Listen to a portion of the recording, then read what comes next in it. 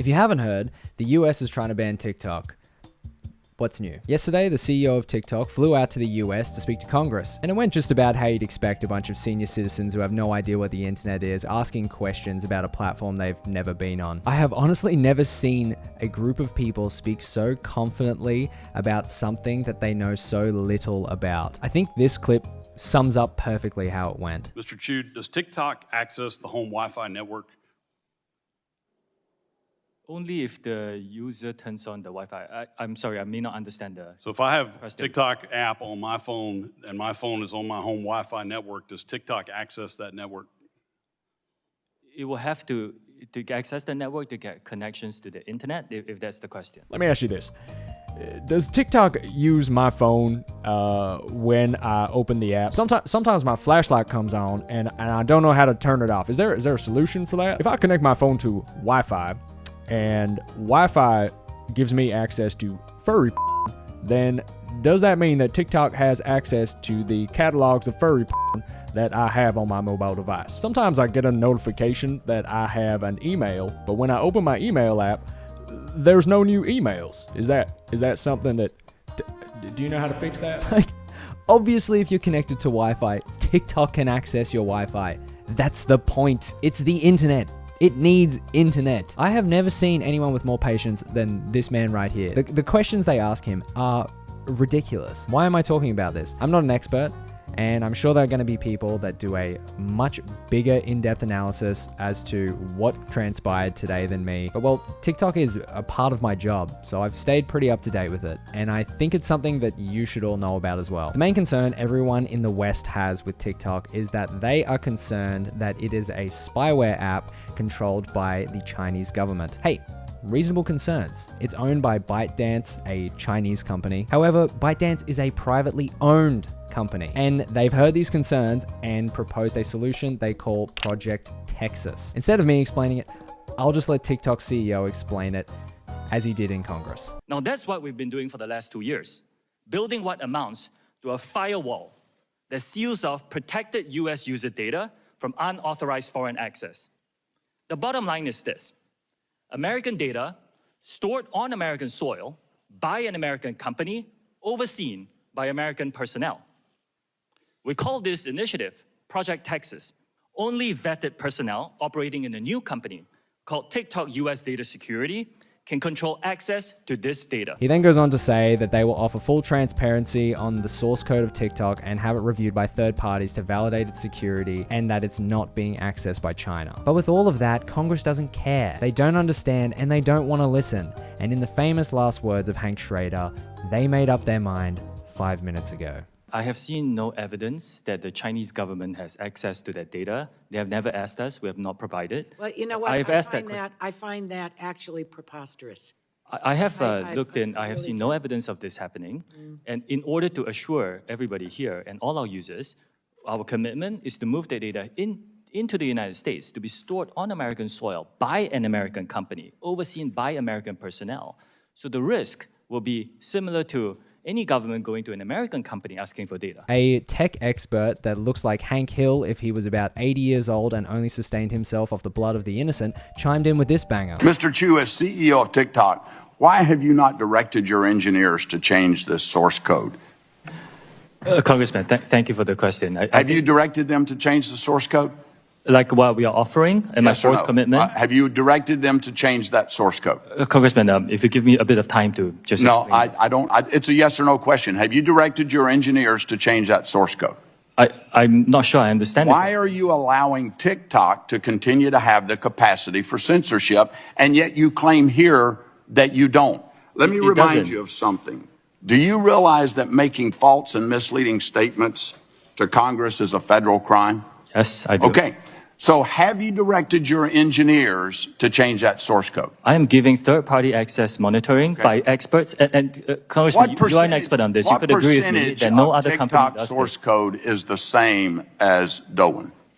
What percentage? I can get back to you on the specifics. It's a yes or no question. No, it wasn't. You literally started the question with why. How are you supposed to answer a why question with a yes or no? He asks 6 questions and then doesn't give him any time to answer the first one. It's like a loaded question. I could do that to anybody. Tell me, Mr. CEO, do you let out a little moan whenever you cover yourself in Vaseline and wriggle around on the ground saying, I'm a worm, I'm a worm? I'm not sure I understand. It's a yes or no question. Do you let out a little moan? It's a yes or no question. I mean, come on. What am I, speaking Chinese? Not yet. That's why we're here today. Am I right, guys? Solid Snake even made an appearance at this event and didn't even know that the CEO is not Chinese. So here's the main point of concern. China's 2017 national intelligence law states very clearly that, quote, any organization or citizen shall support, assist, and cooperate with state intelligence work in accordance with the law and maintain the secrecy of all knowledge of state intelligence work. In other words, ByteDance and also your TikTok employees that live in China, they must cooperate with Chinese intelligence whenever they are called upon. And if they are called upon, they're bound to secrecy. That would include you. So, Mr. Chu, if the CCP tells ByteDance to turn over all data that TikTok has collected inside the U.S., even within Project Texas, do they have to do so, according to Chinese law? Congressman, first, I'm Singaporean. That's fine. The whole point this dude is trying to make is that there's a law in China where you pretty much have to do whatever the government wants you to do, and then you're sworn to secrecy, so you can't tell anyone that the government made you do this. But that's literally the entire point of Project Texas, the thing that the CEO of TikTok literally talked about in his opening statement and addressed how he's going to combat this exact law. Also, he's from Singapore! Congress is just throwing the entire book at him. And by the entire book, I mean a bunch of unresearched and uneducated questions they don't even care to know the answer to. Just take a look at when Kelly Clarkson starts to grill the dude. Well, and as was pointed out by Chairwoman Rogers, you have regular contact with Chinese Communist Party Secretary, Mr. Zhang Fuping, who is your boss at ByteDance, correct? No. No. No, he's Interesting. neither my boss, nor do we have frequent contact. But you have regular contact with ByteDance, With the CEO of ByteDance. who is Mr. Zhang Fuping is the He's not. editor-in-chief. He's not the My CEO. colleague, Representative Burgess, a few minutes ago exposed that TikTok and ByteDance share legal teams. You confirmed this, correct? Our general counsel is Yes. an Yes or American lawyer, Yes. veteran of Microsoft. Also, my many years. colleague, Representative Latta, confirmed that your parent company, ByteDance, currently can access user data. Yes? We have to be more Yes. specific. Yes. After You Project say- Texas, no. I'm not asking after Project Texas, I'm asking now. Yes. Some user data is public data, Congresswoman, which So means you everybody confirm that. can search What's for it on the interesting internet. to me, She didn't even let him speak. It's like arguing with a Karen in a retail store. She cannot see a reality in the vast multiverse where she's incorrect. At one point, she even shows a video that she found on TikTok that allegedly threatens the members of Congress who will be attending the meeting that they were having that day. The video was posted 41 days ago, and it was threatening the Congress meeting that day. Mr. Show, I'd like to direct your attention to the screen for a short video, if you don't mind.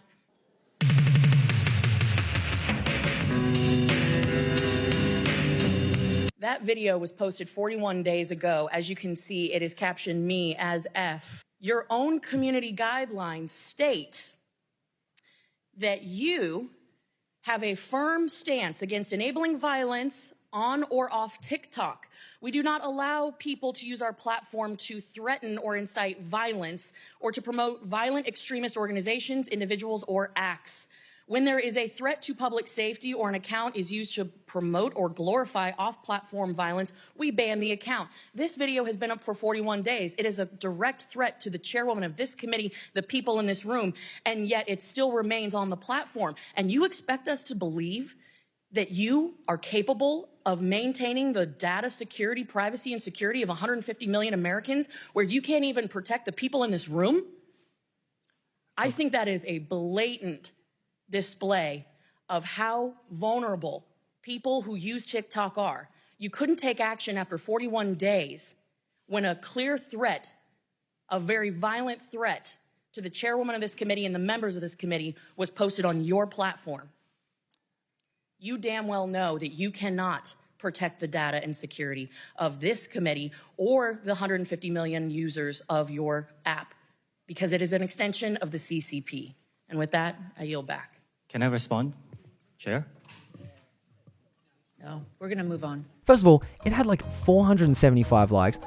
I don't even know how she found it. Second of all, who makes this? About a meeting in Congress. I'm just gonna straight up say it. There is no way that that video is real. It literally says me as fuck. What? This all leads me to my favorite clip that's come out of this entire situation and pretty much sums up the entire situation once again. I want to talk specifically. Can you tell me right now, can you say with 100% certainty that TikTok does not use the phone's camera to determine whether the content that elicits a pupil dilation should be amplified by the algorithm? Can you tell me that? We do not collect body, face, or voice data to identify our users. We do not. The only face data that you'll get, that we collect, is when you use the filters to have, say, sunglasses on your face. We need to know where your eyes are. Why do you need to know what the eyes are if you're not seeing if they're dilated? And that data is stored on your local device and deleted after use if you use it for facial. Again, we do not collect body, face, or voice data to identify our users. I find that hard to believe. It's our understanding that they're looking at the eyes. How do you determine what age they are then? This guy has no idea what he's talking about. Just straight up. No idea what he's saying. We rely on age gating as our key age assurance. Age gating, which is when you ask the user what age they are. We have also developed some tools where we look at their public profile to go through the videos that they post to see whether... Well, that's creepy. Tell me more about that. It's public. So if you post a video, you choose that video to go public, that's how you get people to see your video. We look at those to see if it matches up the age that you talked about. He's just grasping for straws at this point. Being like, that sounds creepy. What's that all about? It's public videos. Everyone has access to it. If you make a Facebook profile and you post a profile picture or update a status and your profile is public, anyone can see that. Even China. There's a whole section in this on how teenagers can bypass the app's 60-minute limit and what they're going to do to stop that. And I'll play the clip, but I'm just going to say it. Maybe parents should actually just monitor their kids' usage on their phone, like what a parent is supposed to do. How is that TikTok's problem? Like, there comes a point where TikTok has done all it can do, and it's just up to the parents to make their own decision. That's like padding up a playground, wrapping a kid in bubble wrap, and then somehow him escaping the bubble wrap, tearing the padding off the slip and slide, and then suplexing onto his spinal cord onto the unpadded slip and slide and breaking his back. What more could you do? Where are the parents? Let me go back to the 60-minute limit because my understanding is that teens can pretty easily bypass the notification to continue using the app if they want to. I mean, let's face it, our teens are smarter than we are by half, and they know how to use the technology, and they can get around these limits if they want to. Are you measuring how many teens continue to exceed the 60 minutes of time on that app? We understand Any sense how that's working. We understand those concerns. Our intention is to have the teens and their parents have these conversations about what is the appropriate amount of time for social media. That's why we give the parents what we call family pairing. Let me ask you this question before I run out of time. If you concluded that putting some reasonable limits in place and trying to find a way to enforce them would lead some percentage of your users to leave TikTok and go somewhere else, is that something that you're prepared to accept? Yes. Look, I have a feeling I already know how this is going to turn out, and I hope I'm wrong. TikTok will get banned, and I can see it happening. Why am I so sure? Well, firstly, because multiple members of Congress who spoke today have large investments in both Google and Meta, two companies that are going to benefit greatly from having 150 million US citizens that now don't have an app to go to and will have to use other alternatives owned by those companies. It's not a matter of TikTok tracking people's data. Google and Meta already do that, and they seem to have no issue with it. And look, granted, they're both US companies, so look, I get it. But I'm just saying they're not the only ones. It's the entire tech industry. The second reason I think it's going to happen is because Meta just stopped paying their creators for Instagram Reels. This was a program that was rolled out to compete with TikTok's Creator Fund, a program that pays TikTok creators for, well, their content. Not in Australia because we're always the last one to get things and sometimes we're just excluded altogether, so it's whatever. But the US gets paid for their TikToks. But now there's no need to compete with TikTok because it's probably not going to be around in America, so why would they pay their creators? To be fair, this could also be due to the fact that the whole tech industry has taken quite a financial hit, and maybe they're just trying to find a way to cut costs. But I just think it's weird, and I thought it was worth bringing up. Now look, I could be wrong, and I hope I am, but this is a real concern. The great thing about TikTok is that its algorithm is different. You don't need a big following to have a voice. You can have 0 followers and you can have a video that reaches millions of people. And if TikTok gets banned, then I feel like they silence a whole nation, and that's not cool. But hey, who knows? Maybe in 6 months' time we'll find out that they were completely correct and TikTok was one big spyware built by China. Until then, leave a like on the video, subscribe if you aren't already subscribed, and I will see you all in the next one. Bye-bye.